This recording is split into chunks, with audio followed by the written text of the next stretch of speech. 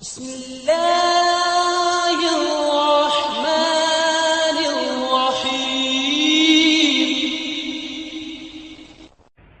الله أكبر الله أكبر الله أكبر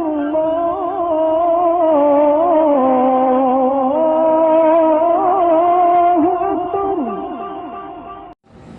கண்ணியத்திற்குரிய பெரியவர்களை சகோதரர்களே, அல்லாஹ்வுடைய அன்பும் கிருபையினால் புனித ரமலான் மாதத்தின் பகல் காலங்களில் நோன்பு வைக்கவும் இரவு நேரங்களில் நின்று வணங்கவும் அல்லாஹ் நம் யாவருக்கும் தௌஃபீக் செய்தார்.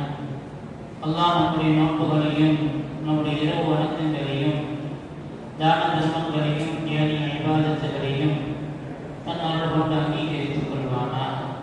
நம்மில் ஏற்படக்கூடிய குறைகள், குற்றங்கள், பிழைகள், கவனக்குறைவுகள், மறதிகள், பாவங்கள் அனைத்தையும் அல்லாஹ் மறைத்து மன்னித் தருவானார்.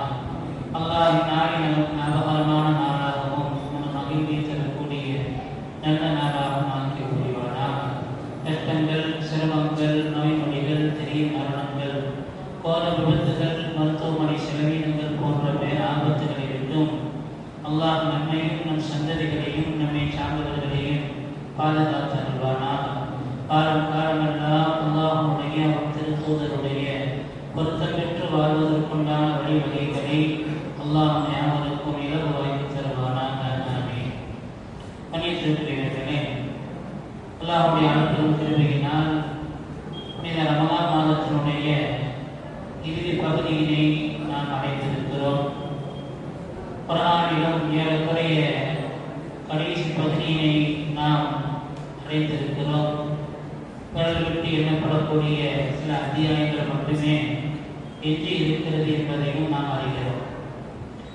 அந்த அடிப்படையில் ஒவ்வொரு நாளும் குர்ஆனுடைய வசனங்களில், ஓதப்படக்கூடிய வசனங்களில் நாம் சிந்தனைக்கு ஒரு சில வசனங்களை பார்த்து வருகிறோம்.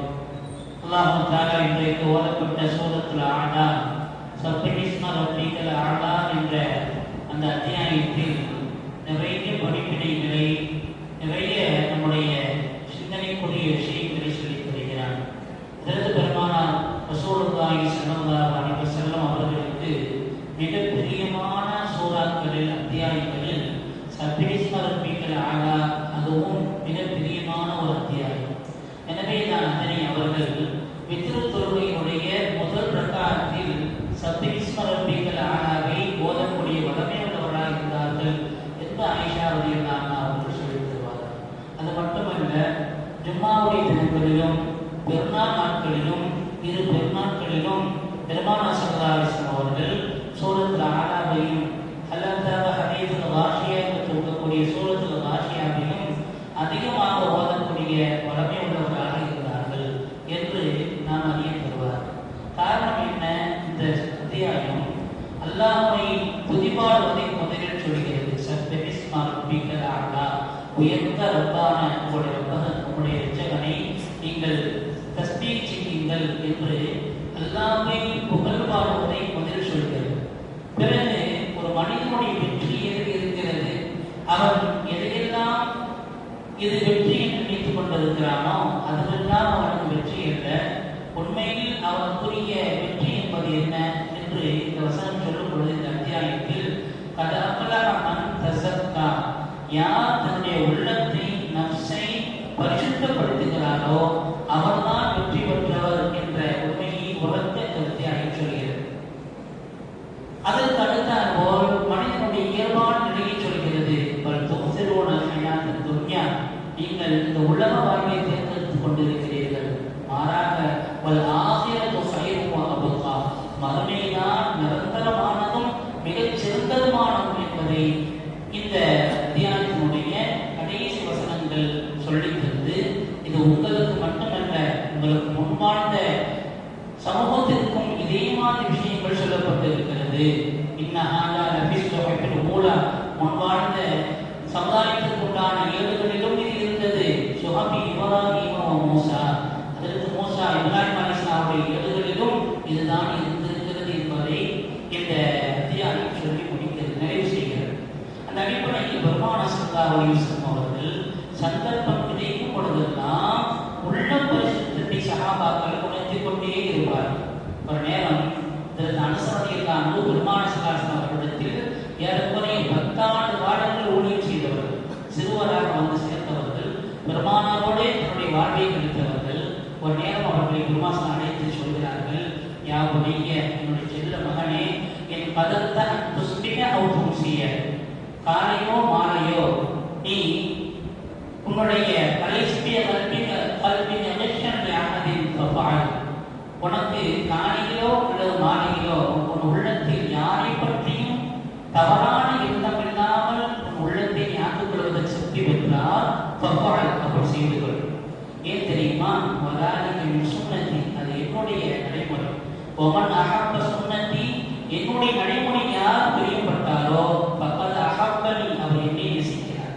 ஒமன் அகப்பனி, என்னை யார் நேசித்தாரோ காணமணி ஜன்னா, என்னோட சொர்க்கத்தில் இருப்பார் என்று இதற்கு அனுசரணையிலான அவர்களுக்கு பெருமான சலாசன் சொன்ன அந்த நபிமொழியை நாம் பார்க்கும் பொழுது உள்ள பரிசுத்தம் எவ்வளவு அவசியம் என்பதை நமக்கு சொல்லித் தருகிறது. அல்லாஹ் தஆலா இந்த உள்ளத்தை பரிசுத்தப்படுத்திய நல்லோர்களில் நம்மை சேர்த்து முடிவானாக.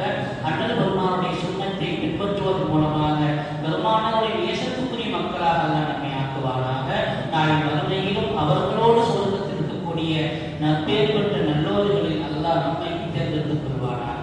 கண்ணியத்துக்குரியவர்களே, இப்போ இந்த உள்ள பரிசுத்தம் மிக அவசியம் என்பதை பெருமான ஸல்லல்லாஹு அலைஹி வஸல்லம் வலியுறுத்துகிறார்கள். எனவே தான் சஹாபாக்கள் சொல்வார்கள், யாரை பற்றியும் என்னிடத்தில் வந்து குறை சொல்லாது, அவன் இப்படி அப்படி என்பதாக பிறரை பற்றி வந்து என்னிடத்தில் எதுவுமே சொல்லாதீர்கள். காரணம் என்ன தெரியுமா? நான் ஒவ்வொரு நாளும் சலாமத்து சொல்கிறார், என்னுடைய உள்ளத்தில் யாரை பற்றியும் தவறான எண்ணங்கள் இல்லாமல் ஒவ்வொரு நாளும் வெளிவதை நான் பிரியப்படுகிறேன் என்று பெருமான ஸல்லல்லாஹு சொல்லித் தருவதிலிருந்து எவ்வளவோ அவசியம் நம் உள்ளத்தை பரிசுத்தப்படுத்துவது என்பதை உணர்த்தி தருகிறார்கள். எனவே தான் இன்னொரு நேரத்தில் சொல்வார்கள், இன்னஹாதில் குலூப தஸ்தவு, இந்த உள்ளங்கள் துருப்பிடிக்கின்றன. கமா யஸ்தவுல் ஹதீது இதா அஸாபல் மா, எப்படி இரும்பு தண்ணீர் பட்டு துருப்பிடிப்பதை போல இந்த உள்ளமும் துருப்பிடிக்கிறது என்று சொல்கிறார்கள். இப்ப சஹாபாக்கள் கேட்பார்கள், வமா ஜினாஹா யா ரசூலுல்லாஹ், அந்த உள்ள துருவை நீக்கக்கூடிய அருமருந்து என்ன? எதை கொண்டு உள்ள துருவை நீக்குவது? பெருமான ஸல்லல்லாஹு அலைஹி வஸல்லம் 2 விஷயத்தை சொன்னார்கள். அதிகமாக குர்ஆனை ஓதுவதும் அதிகமாக மரணத்தை நினைப்பதும் உங்கள் உள்ளத்தை பரிசுத்தப்படுத்தும் என்று சொல்வார். அந்த அடிப்படையில் குர்ஆனுக்கும் நமக்கும் மத்தியில் உண்டான தொடர்பு அது அதிகமாகும் பொழுது, குர்ஆனுடைய நெருக்கம் நம்மிடத்தில் அதிகமாகும் பொழுது இந்த உள்ளம் பரிசுத்தமடையும். அதுபோல மரண சிந்தனை நம்மிடத்தில் இருக்கும் பொழுது உள்ளம் பரிசுத்தம் அடையும் என்பதை பெருமான ஸல்லல்லாஹு அலைஹி வஸல்லம் அவர்கள் நாம் அறிய தருவார்கள். எனவே தான் இன்பங்களை எல்லாம் தகர்த்தெறியக்கூடிய அத்திருவதிக்கிற ஹாத்திமில் இருந்தால் இன்பங்களை எல்லாம் தகர்த்தெறியக்கூடிய இந்த மரணத்தை நீங்கள் அதிகம் அதிகம் நினைவு கொள்ளுங்கள் என்று சொல்வார்கள். காரணம், இந்த உள்ளத்தை பரிசுத்தப்படுத்தக்கூடிய மருந்து இந்த மரணத்தை நினைவு கொள்வதில் இருக்கிறது என்பதை நாம் அறிய தருகிறார். இப்ராஹிம் அதுதான் மிகச்சிறந்த இறைநேச செல்வர். அவரிடத்தில் வந்து சொல்கிறார்கள், நாங்கள் எவ்வளவோ துஆக்கள் கேட்கிறோம், ஆனால் இந்த துஆக்கள் அங்கீகரிக்கப்படவில்லை, இதுவரைக்கும் அங்கீகரிக்கப்படாமல் இருக்கிறது. கேட்டுக்கொண்டே இருக்கிறோம், ஆனால் துஆக்கள் அங்கீகரிக்கப்படவில்லையே என்று இப்ராஹிம் அதுதான் ரஹ்மத்துல்லாஹி சொல்லும் பொழுது அவர்கள் சொல்வார்கள், நீங்கள் அல்லாஹ்வை அறிந்திருக்கிறீர்கள், அல்லாஹ் ஒருவன், அவன்தான் நம்மை படைத்தவன் என்றெல்லாம் தெரிந்திருக்கிறீர்கள், ஆனால் அவனுக்கு நீங்கள் கட்டுப்பட்டு நடப்பதில்லை. ஒன்று. இரண்டாவது, அல்லாஹ்வுடைய ரசூலான முஹம்மது ஸல்லல்லாஹு அலைஹி வஸல்லம் அவர்களை நபி என்று ஏற்றிருக்கிறீர்கள், ஆனால் அவருடைய சுன்னத்தை நீங்கள் பின்பற்றுவதில்லை. இரண்டு. மூன்றாவது, குர்ஆனை நீங்கள் ஓதுகிறீர்கள், ஆனால் குர்ஆனுடைய சட்டதிட்டங்கள், குர்ஆன் உங்களுக்கு சொல்லக்கூடிய அந்த அறபோதனைகளை நீங்கள் உங்கள் வாழ்நாளில் செயல்படுத்துவதில்லை. மூன்று. அல்லாஹ்விடத்தில் நீங்கள் சொர்க்கத்தை கேட்கிறீர்கள், ஆனால் அந்த சொர்க்கத்திற்கு செல்வதற்குண்டான வழிகளை மறந்து போயிருக்கிறீர்கள். நரகத்தை விட்டும் பாதுகாப்பு தேடுகிறீர்கள், ஆனால் எந்தெந்த காரியங்கள் நரகத்தின்பால் உங்களை இழுத்துச் செல்லுமோ அதை துணிந்தே செய்து கொண்டிருக்கிறீர்கள்.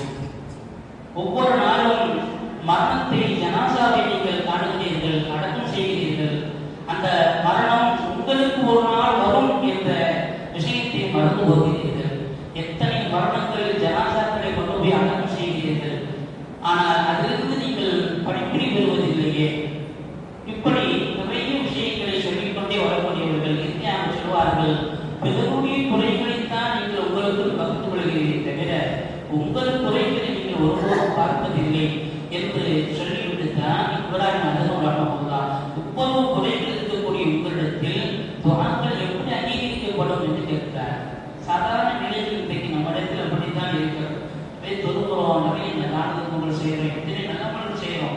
ஆனாலும் கூட சில விஷயங்களில் நாம் எத்தனையோ துஆக்களை கேட்டுக்கொண்டு இருக்கிறோம். ஆனால் அது நிறைவேற்றப்படாமல் அந்த துஆ அங்கீகரிக்கப்படாமல் இருக்கிறது. என்ன காரணம் என்பதை நாம் யோசிக்க மறந்து போகிறோம். ஆனாலும் கூட நம்முடைய உள்ள பரிசுத்தம் அது உயர்ந்த நிலையை நமக்கு பெற்றுத்தரும் என்பதை பெருமானார் ஸல்லல்லாஹு அலைஹி வஸல்லம் அவர்கள் நாம் அறிய தருகிறார். எனவேதான் சலாமத்து சதுராக யாரை பற்றியும் உண்டான தவறான சிந்தனைகள் இல்லாத நல்ல நிலைகளை நம் உள்ளத்தை ஆக்கிக் கொள்ள வேண்டும் என்பதை இந்த உள்ளத்தை பரிசுத்தப்படுத்தியவர் வெற்றி பெற்றார் என்று சூரத்து ஆலால் அல்லாஹ் சொல்கிறார். இறுதியாக ஓதப்பட்ட சூரத்து ஷம்ஸில் அல்லாஹ் சொல்லும் பொழுது அது அஃபலஹ மன் ஸக்காஹா, யார் உள்ளத்தை பரிசுத்தப்படுத்தி விட்டாரோ அவர்தான் வெற்றி பெற்றவர். வகத் ஸாப மன் தஸ்ஸாஹா, யார் இந்த உள்ளத்தை பாவத்தின் மூலம் உடைத்திருக்கிறாரோ அவர் நஷ்டமடைந்து விட்டார் என்று அல்லாஹ் சொல்கிறார். இப்போ உள்ளத்தை பரிசுத்தப்படுத்துவதன் மூலம்தான் நாம் வெற்றி பெற முடியும். இந்த உள்ளத்தில் உண்டான கசடுகள், பாவங்கள், பிறரை பற்றி உண்டான பொறாமைகள், கோல் சொல்லுதல் அல்லது தவறான எண்ணங்கள் இப்படி எல்லாம் உள்ளத்தில் ஊடுருவும் பொழுது அதில் நன்மைகள் பற்றிய எண்ணங்கள் படுத்தாமல் போகக்கூடிய ஒரு அபாகிய நிலையில் நாம் செல்லப்படுகிறோம். எனவே பெருமானார் சொல்வார்கள், ஒரு அடியான் ஒரு பாவத்தை செய்யும் பொழுது அவன் உள்ளத்தில் ஒரு புள்ளி கருப்புள்ளி விடுகிறது. அவன் அதிலிருந்து அல்லாஹ்விடத்தில் தௌபா செய்து விட்டான் என்று சொன்னால் அந்த கருப்புள்ளி நீங்கி விடுகிறது. இல்லை என்று சொன்னால் அவன் பாவம் செய்ய செய்ய அவருடைய உள்ளம் அப்படியே துருப்பிடித்து போய்விடுகிறது. பாவ கலைகளால் இருவடைந்து போய்கிறது.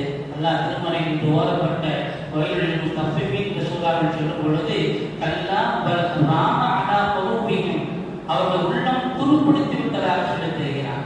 பாவங்கள் செய்ய செய்ய உள்ளத்தில் அந்த கருப்பொருள்கள் நிறைந்து அது கடினமாகும் பொழுது நன்மையான விஷயங்களை உள்ளம் ஏற்றுக்கொள்வதில்லை. நன்மையான விஷயங்கள் எப்பொழுது உள்ளத்தில் ஏற்றுக்கொள்ளக்கூடிய நிலையில் அது மாறுகிறதோ அது நல்ல விஷயங்களை ஏவுவதற்கு உண்டான நிலையிலிருந்து அது ஏறாமல் போகிறது என்பதை அறிஞர்கள் சொல்வார்கள். எனவே உள்ள பரிசுத்தம் மிக அவசியம் என்பதை பெருமானார் ஸல்லல்லாஹு அலைஹி வஸல்லம் அவர்கள் பல்வேறு தருணங்களை சஹாபாக்களுக்கு உணர்த்துவார்கள். அதனால் எண்ணங்களில் கூட நல்ல எண்ணங்கள் வர வேண்டும். தான் என்ற அனுபவமோ அல்லது தான் என்ற அகப்பாவமோ ஒரு மனிதனுக்கு இருக்கக்கூடாது என்பதை பெருமானார் ஸல்லல்லாஹு அலைஹி வஸல்லம் நாம் அறிய தருவார்கள். ஒரு நேரத்தில் அதற்கு ஆயிஷா அப்படின்னா ஒரு சட்டையை அணிக்கிறாங்க. அந்த சட்டை ரொம்ப அழகா இருக்குது, அவங்க பார்க்கறதுக்கு ரொம்ப அழகா இருக்குது. அதை அவங்க பார்த்துக்கிட்டே என்ன செய்யறாங்கன்னு சொன்னா, நல்லா இருக்கிறேன், இந்த சட்டையில நான் ரொம்ப அழகா இருக்கேன்னு சொல்லி அவங்களுக்குள்ளேயே பேசிக்கிறாங்க. நம்ம கூட நிறைய அந்த மாதிரி நல்ல சட்டை போடுறோம், நல்ல ட்ரெஸ் போட்டு நம்மள நம்ம பார்க்கும் போது கொஞ்சம் அழகா நம்ம தெரியுமா நினைக்க நல்லா இருக்கிறோம். இதே மாதிரி ஒரு எண்ணம் அது நாய்க்காரத்தில் அவர்களுக்கு வருகிறது. இதை பார்த்த அபூபக்கர் கேட்கிறாங்க, என்ன சொல்றீங்க? இல்ல இந்த சட்டையில நான் ரொம்ப அழகா இருக்கிறேன். இந்த வார்த்தை அல்லாஹ்வுக்கு பிடிக்காது. நான் ரொம்ப அழகா இருக்கிறேன், நான் ரொம்ப அழகா இருக்கிறேன் நான் என்ற நிலை உங்களுக்கு வந்தால் இந்த வார்த்தை அல்லாஹ்வுக்கு பிடிக்காத வார்த்தை என்று சொன்ன உடனே இந்த அடைந்த சட்டையை எடுத்து கட்டி போட்டு இதை சதக்கா செய்கிறேன் என்று சொன்னார்கள் ஆயிஷா ரலியல்லாஹு. அப்பொழுதுதான் அபூபக்கர் சொன்னார்கள், இதுதான் நீங்கள் எண்ணியதற்கு உண்டான பரிகாரம் என்று சொன்னார்கள். அப்படி நான் என்ற அந்த ஒரு நிலை இல்லாமல் தற்பெருமை என்ற ஒரு நிலை உள்ளத்தில் வரும் பொழுது அதற்கெல்லாம் அருமருந்தாக சஹாபாக்கள் உள்ளத்தை பரிசுத்தப்படுத்தி நாம் பார்க்க முடியும். ஒரு நேரத்தில் அவருக்கு உமாதிகளானோ ஒரு தோல் தொட்டியில தண்ணீரை சுமந்துட்டு போறாங்க. அப்போ சஹாபாக்கள் சொல்றாங்க, அமீர் முஃமினீன் தலைவர், நீங்க போய் தண்ணியை தூக்கிட்டு போறீங்க, சொல்லியிருந்தா எத்தனையோ பேர்கள் இருக்கிறாங்க தண்ணி கொண்டு வருவாங்க. முதல்ல நான் சொன்னார்கள், நிறைய வெளிநாடுகளிலிருந்து பல தூதுவர்கள் பல மக்களுக்கு சந்திக்க வருவாங்க. அவங்க எல்லாம் நான் சொல்றதை கேட்டு அப்படி கட்டுப்பட்டு போறாங்க. இதை பார்த்தோன்னே உள்ளத்துல ஒரு நான் சரி நீ சொன்னா அவங்க எல்லாம் கேட்கக்கூடிய நிலைக்கு நீ இருக்கிறேன்னு ஒரு எண்ணம் எனக்கு வந்துருச்சு. இந்த எண்ணத்தை நான் முறியடிக்கிறதுக்கு தான் நானே தண்ணீரை சுமந்து கொண்டு போய் ஒரு வயதான ஒரு அம்மா இருக்கக்கூடிய ஒரு குடிசைக்கு போய் அந்த தண்ணீரை அவங்கள ஊழியற்றினுடைய போல் தண்ணீரை ஊற்றியதாக வரலாறு நமக்கு சொல்லுகிறது சொன்னா, எப்பொழுதெல்லாம் அது மாதிரியான உள்ளத்தில் சற்று ஒரு எண்ணம் வருகிறதோ அப்பொழுதுதான் சஹாபாக்கள் அதற்கு பணிகாரம் செய்தார்கள். காரணம், இந்த உள்ளம் பரிசுத்தப்பட்டதாக இருந்தால்தான் நாம் வெற்றி பெற முடியும் என்பதை உணர்ந்தார்கள் என்பதை இது மாதிரியான நிலைக்கு நிகழ்வுகள் நம் சிந்தனைக்கு பாடமாக படிப்பனையாக அமைகிறது. அல்லாஹ் அதைத்தான் இந்த வசனத்தில் இந்த அத்தியாயத்தில் சொல்லும் பொழுதே அல்லாஹ் மிக உயர்ந்தவன் என்று அவனை நாம் துதிபாடுவதோடு நம்முடைய வெற்றி எதில் இருக்கிறது, நம் உள்ளத்தை பரிசுத்தப்படுத்துவதில் தான் இருக்கிறது. நீங்கள் இந்த உலக வாழ்வை தேர்ந்தெடுத்துக் கொள்கிறீர்கள், ஆனால் அது உங்களுக்கு நிரந்தரம் அல்ல, நிரந்தரமானதும் சிறந்ததும் மறுமையுடைய வாழ்வுதான் என்பதை உணர்த்த விதமாக சூரத்துல் ஆலா இந்த அத்தியாயம் அல்லாஹ்வை தொழுவாடுவதையும் நாம் எந்த நிலையில் நாம் இருக்க வேண்டும், எதில் வெற்றி இருக்கிறது என்று உணர்ந்து நடப்பதற்கும் உலக வாழ்வில் நாம் ஒதுக்கி இருந்து மறுமையே நம்முடைய குறிக்கோளாக இருக்க வேண்டும் என்பதை உணர்ந்து தருவதையும் நாம் எண்ணி பார்த்து கடமைப்பட்டிருக்கிறோம். எல்லா வாழும் காரணமெல்லாம் நம்முடைய உடைகளை உடல்களை சுத்தப்படுத்துவதை போல் நம் உள்ளங்களையும் தவறான எண்ணங்களில் இருந்தும் தவறான சிந்தனைகளில் இருந்தும் பரிசுத்தப்படுத்தி உள்ள பரிசுத்தப்பட்டவர்களாக அல்லாஹ் நம்மையும் நம் சந்ததிகளையும் நம்மை சார்ந்தவர்களையும் ஆக்கிய புரிவானாக. அந்த உள்ள பரிசுத்தத்தின் மூலமாக அல்லாஹ்விடத்தில் உயர்ந்த வெற்றி பெற்ற நல்லோர்களில் அல்லாஹ் நம்மையும் தேர்ந்தெடுத்துக் கொள்வானாக. இந்த உலகத்தை விட மறுமையை குறிப்பதாக எண்ணி வாழக்கூடிய நல்லோர்களில் அல்லாஹ் நம்மையும் சேர்த்து புரிவானாக. ஆமீன். பிஹர்மத்தி நபியினா முஹம்மதின் ஸல்லல்லாஹு அலைஹி வஸல்லம், பிஹர்மத்தி அன்பியாஇல்லாஹி கிராம் வ அவுலியாஇல்லாஹி கிராம், பிஹர்மத்தி இமாமில்லாஹி ஸாலிஹீன் வ ஆখির தஅவானா அல்ஹம்துலில்லாஹி ரப்பில் ஆலமீன்.